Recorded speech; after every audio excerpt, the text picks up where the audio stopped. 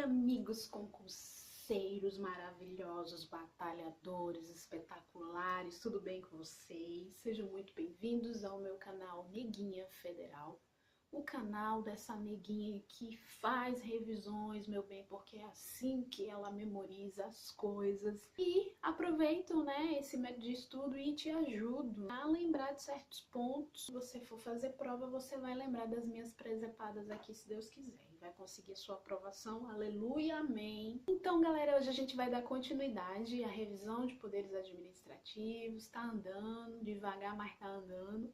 Hoje a gente vai falar sobre o poder disciplinar, que é um poder que cai bastante em provas, né? Não tanto quanto o poder de polícia, mas ele é um poder que tem umas características assim, bem zinhas, que se a gente não prestar atenção, a gente acaba errando questão de prova, ficando, lá embaixo na lista de classificação.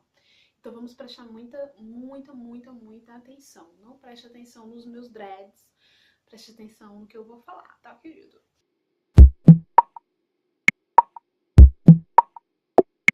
Primeiro vamos conceituar poder disciplinar, né? O que diabo que é poder disciplinar? Vamos lá, eu vou ler aqui, depois a gente comenta. O poder disciplinar trata-se a rigor de um poder-dever. Possibilita a administração pública a punir internamente as infrações funcionais de seus servidores e b. punir infrações administrativas cometidas por particulares a ela ligados mediante algum vínculo jurídico específico, por exemplo, a punição pela administração de um particular que com ela tenha celebrado um contrato administrativo e descumpra as obrigações contratuais que assumiu. Dito isso, a ideia inicial do poder disciplinar é que ele vai atingir dois grupos, ele vai atingir a dois destinatários.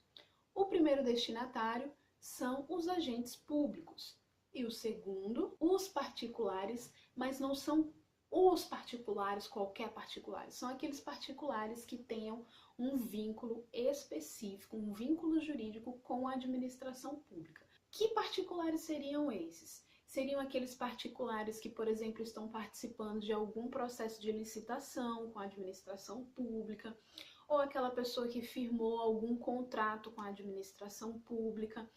Se você é estudante universitário de uma universidade federal, por exemplo, você também se enquadra nesse grupo de particulares, porque você tem um vínculo com a administração pública. Um presidiário tem um vínculo com a administração pública, ele também se enquadra aqui nesse grupo. Se você tem um cadastro numa biblioteca pública, você também está dentro desse grupo. Então, toda e qualquer pessoa que tenha algum tipo de vínculo específico com a administração pública, ele também pode ser acometido pelo poder disciplinar. Então aqui duas informações importantes. O poder disciplinar, ele tanto vai apurar o cometimento de uma falta, o cometimento de algum ato ilícito, como ele vai penalizar o agente público ou esse particular com vínculo específico com a administração, caso esse ilícito se confirme. Dessa ideia, a gente pode memorizar aí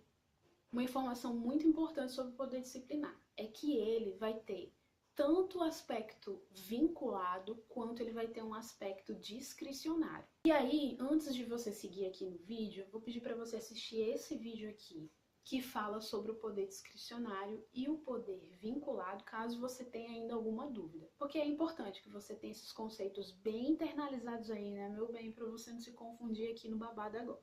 O poder disciplinar, ele vai ter um caráter vinculado quando o administrador público se vê diante de uma situação em que está acontecendo algum ilícito. Existe a possibilidade de que o agente público tenha cometido alguma falta. Nesse caso, o administrador público, ele é obrigado, ele não tem escolha, querido, ele não tem saída, não existe discricionariedade. Ele é obrigado a apurar se realmente foi cometido algum ilícito. E se esse ilícito de fato aconteceu, se ficou apurado lá no PAD ou na sindicância, que de fato esse ilícito aconteceu, o administrador público, ele é obrigado a punir esse servidor, esse agente público. Ele é obrigado a punir esse particular que tem vínculo com a administração. Então, nessas situações, a gente está vendo aí um poder disciplinar que tem aspectos vinculados. Então, o poder disciplinar, ele tanto tem o vínculo vinculado, que a gente acabou de falar, como ele tem o vínculo discricionário, que é quando ele, por exemplo, na Lei 8.102, na Lei 8.112 de 1990, ela diz que a suspensão ela não vai ser superior a 90 dias. Então, se eu, enquanto agente público, cometi um ilícito que seja a penalidade de suspensão, o meu superior, ele vai ter que me dar a suspensão. Ele não tem escolha, a gente acabou de falar, né, na questão vinculada desse poder. Então, no momento em que ele for me aplicar a penalidade de suspensão, ele vai ter que escolher. Eu vou dar para ela a suspensão de 15 dias, eu vou dar para ela a suspensão de 20, de 30, de 50, de 60, de 70, de 80, de 90 dias. Então, nesse momento em que ele está fazendo essa escolha, essa graduação, ele está exercendo ali um poder disciplinar de cunho discricionário. Curta o vídeo, dá aquele like maroto, bem maroto, para ajudar o canal aí. Então já vimos aqui que o poder disciplinar ele vai ser exercido para dois destinatários distintos: o agente público e o particular com vínculo específico com a administração. E aqui um detalhe importante: lá no poder hierárquico, e aí se você não viu, olha o i aqui, ó, para você ver, vá ver.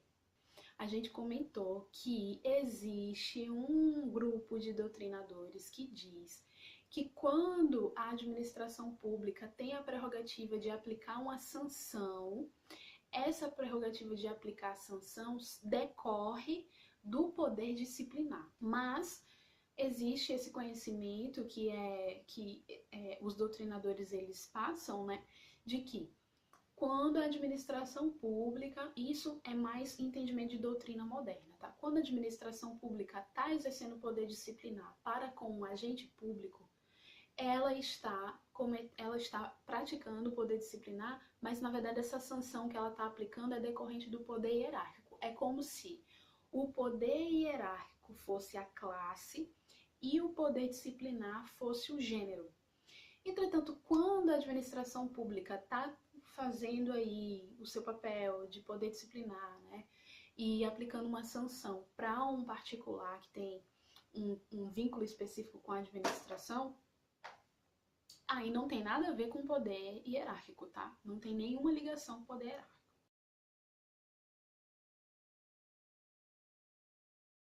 É só para a gente lembrar que nem sempre o poder disciplinar ele vai ter relação com o poder hierárquico, né? Ele só vai ter relação com o poder hierárquico no momento em que o administrador estiver aplicando uma sanção a um agente público e não ao particular.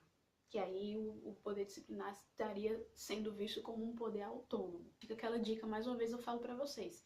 Estude por questões, porque aí você vai entender qual posicionamento que a banca que você vai prestar concurso ela adota, né? Outro ponto importante que a gente não pode é confundir poder disciplinar com o poder punitivo do Estado. O poder punitivo do Estado é aquele poder que é exercido pelo poder judiciário, né? Que é para punir as pessoas que cometem alguma falta que esteja tipificado nas leis penais. Que a gente nem estuda isso no direito administrativo, né?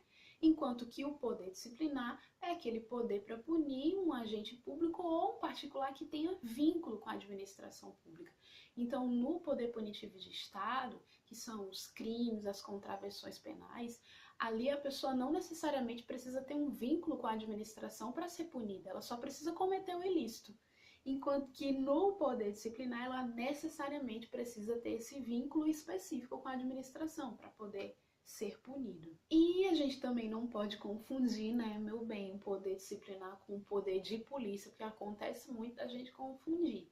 O poder de polícia é aquele poder que vai restringir lá os bens, os direitos, as atividades de um particular, mas esse particular não precisa ter vínculo com a administração pública também. Por exemplo, se eu estaciono numa vaga proibida, eu vou levar uma multa. E aí eu levei essa multa por quê? Porque eu tenho um vínculo com a administração? Não! Eu sou uma desgraçada, uma sem noção que estacionei meu carro numa vaga proibida.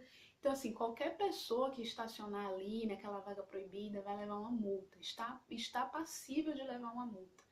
Entretanto, se eu participei de uma licitação e aí eu ganhei a diaba da licitação, e aí na hora de assinar o contrato eu não fui, não me justifiquei, nem dei as caras, não quero mais, não quero. Aí, nesse momento, eu vou ser punida não porque eu sou qualquer pessoa, mas porque eu sou um particular que tem um vínculo, eu tinha um compromisso com a administração e deixei a pobre da administração na mão.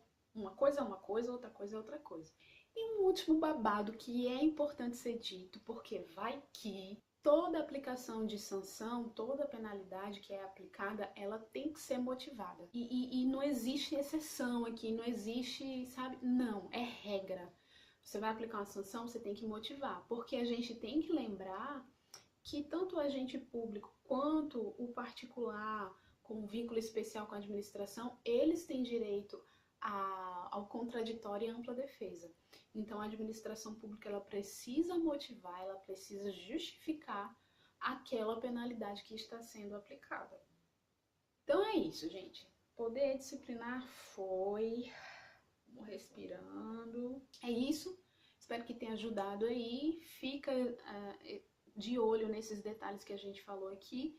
Próximo vídeo a gente vai falar sobre o poder de polícia e a gente finaliza com o poder normativo, poder regulamentar. E aí depois a gente vai fazer questões, hein? Fiquem com Deus, galera. Até o próximo vídeo.